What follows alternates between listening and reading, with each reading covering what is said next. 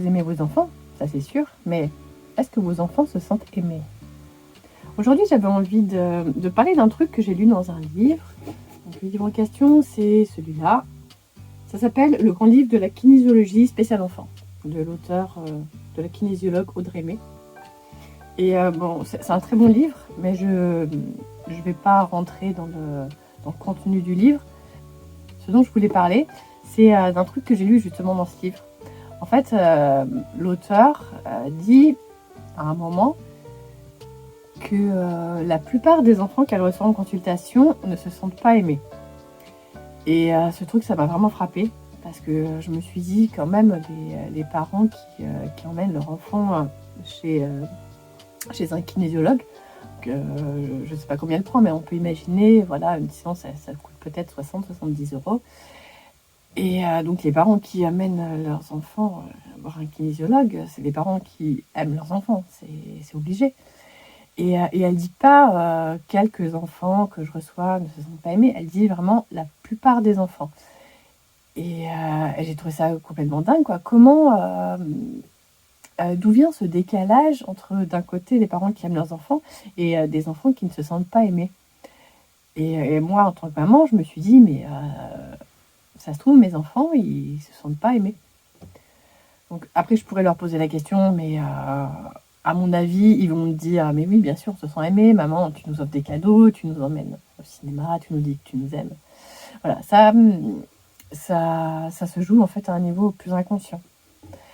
Et comme toute personne normale, j'ai demandé à mon ami, à ChatGPT, de m'expliquer un peu, enfin me dire déjà qu'est-ce qu'il en pense, et puis d'où vient cette constatation que les enfants, la plupart des enfants ne se sentent pas aimés par leurs parents. Donc il m'a expliqué que les adultes et les enfants plus grands, donc il m'a pas donné l'âge, donc j'imagine voilà, des enfants qui sont plus des bébés, des bambins, on va dire peut-être à partir de 3 ans. Donc les grands enfants et les adultes vont se sentir aimés en fonction de leur langage de l'amour. Donc si vous ne connaissez pas les 5 langages de l'amour, je vous invite à vous renseigner. C'est les 5 langages de l'amour de Gary Chapman. Donc il y en a 5. C'est les cadeaux, les paroles valorisantes, donc les compliments, le fait de dire je t'aime, d'entendre je t'aime, les services rendus, les moments de qualité, les moments passés ensemble, donc jeux de société, aller au cinéma, enfin, vraiment les moments sympas à passer ensemble. Et puis le dernier, c'est le contact physique, le besoin d'être câlin, de se prendre dans les bras. Donc nous, en tant qu'adultes, on va être plutôt sensible à un ou deux langages. Et donc, si je prends mon cas à moi, c'est les moments de qualité et les services rendus. Donc pour me montrer, pour me sentir aimée, je vais avoir besoin de passer, que la personne passe du temps avec moi, qu'elle me rende des services, voilà. Et inversement, moi je vais avoir tendance à vouloir passer du temps avec la personne ou rendre service. Mais les bébés, ça marche pas du tout pareil. Pour les bébés, ça passe vraiment par le corps. Un bébé qui est dans le ventre de sa mère, il est contenu, il est au chaud, il est en sécurité, il est bien. Et puis vient le moment de sortir, l'accouchement. Et là, il perd tous ses repères, il arrive vraiment dans un monde qu'il ne connaît pas. Et ça va créer beaucoup de stress. Et à ce moment-là, pour qu'il se sente vraiment en sécurité, il a vraiment besoin de retrouver ses repères. Donc le contact physique, il a besoin d'être dans les bras, d'être maintenu. Il a besoin qu'on lui parle. En fait, il a besoin de se sentir en sécurité. Et vraiment cette corrélation sécurité égale amour. Si le bébé se sent en sécurité, donc il est aimé.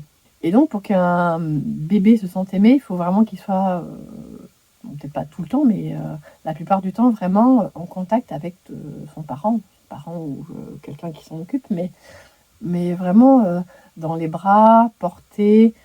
La nuit, il faut qu'il se sente proche de son parent. Donc voilà, il y en a qui font du cododo, mais si vous voulez pas faire du cododo, ça peut être juste avoir le lit à côté et poser sa main sur lui quand il commence à se réveiller. Donc voilà, il a vraiment ce besoin de contact physique, de paroles douces, en fait de se sentir en sécurité. Dans certaines tribus, loin du du monde occidental, les bébés sont beaucoup portés. Ils dorment avec leurs parents. Il y a vraiment ce contact physique qui est très très présent. Et nous, dans notre société occidentale, on a perdu ça. On a appris à poser bébé dans son transat, à la nuit, à le mettre dans un lit, dans une chambre à part. Et puis, quand le bébé commence à pleurer, parce que forcément, un bébé, ça pleure, on apprend à l'habituer à notre absence. Donc, moi, mon grand, il a 14 ans maintenant, mais déjà à l'époque, on me disait non, mais il faut pas trop le prendre dans les bras, il va s'habituer, il faut le laisser pleurer un peu pour qu'il s'habitue. Donc, c'est vraiment des habitudes qui sont encore ancrées aujourd'hui et qui créent cette distance et cette insécurité, pour le bébé. Donc si le bébé ne se sent pas en sécurité, il va pas se sentir aimé, il va pas se sentir digne d'amour en fait. Parce que lui, dans son psychisme, il va se dire si mes parents ne réagissent pas tout de suite à mes pleurs, c'est que quelque part je ne le mérite pas. Donc ils vont se créer des croyances telles que je ne suis pas digne d'amour ou alors je suis aimé seulement si. Donc c'est un amour conditionnel. Je suis aimée si je suis gentille, je suis aimée si je pleure pas trop, etc.